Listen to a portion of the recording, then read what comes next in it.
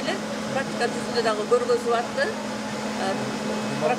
Практика жазына көргөзүп, баардыгын өзүбүз көрүп, ошол эле салмак аш боюнча болобу, хаускипинг жагы болобу, жанагы маркетинг баардык жагын биз көрүп чыктык. Көп отелдерге бардык, отелдер абдан отель жакшынакай экен. Жана ошондой эле ошо биз көзүбүз менен көрүп ушунча киши биз дагы өзүбүздүн жумуш иштеп аткан маркетингдеги ошол жумушчуларыбызды алып барып дагы көргөзүбүз керек да. Курс жакшы болду, ийгиликтүү өттү.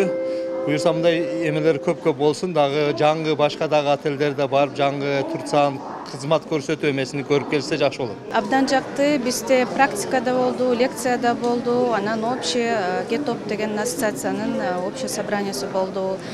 Түркияда ошо 24 жылкы статистика, туризм боюнча кандай статистика болду, каяктан коноктор келишет, көбүнчөсү эмне услугаларды алышат, кайсы өлкөлөрдөн келишет, кандай маркетинг кылат деген акыркы ошо туризмдеги жаңылыктарды айтып бизге беришти. Негизи туризмди өнүктүрүү үчүн ушундай жакшы тенденциялар үйрөнгөнгө сервис биринчи жолу үйрөнүш керек да, жакшы сервис кылыш керек. Ошого биз барып буюрса үйрөнүп келдик.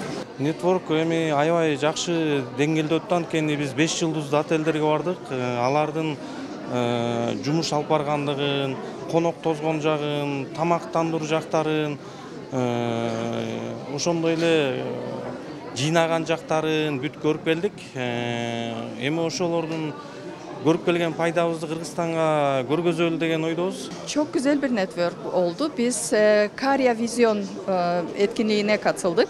O Karya Vizyon etkinliğinde Türkiye'den bir 10'dan fazla birlikler, dernekler, otelci dernekleri oraya geldiler. Orada kaymakam, vali, belediye başkanları herkesin buluştuğu bir yerde biz onlarla tanışıp network etmeye mümkün oldu. Bir de biz yanlış yapmıyorsam 6-7 oteli gezme imkanımız oldu. Oralarından da birebir iletişim kurma imkanı oldu. Marmaris'te Getop ev sahipliğinde gerçekleşti. Çok güzel de gerçekleşti. Türkiye misafirperverliğin yerinde görme imkanı herkes tanıdı.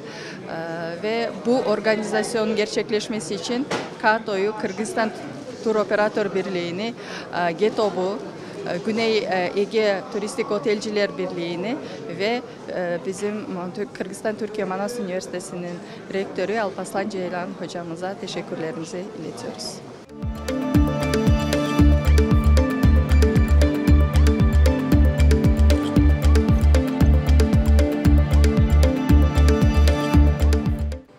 Büyük bir ilgi gördü program.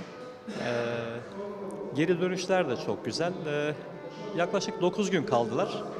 Bu 9 günlük süre boyunca Dalaman, Marmaris ve Datça'daki turistik işletmelerde eğitimler aldılar.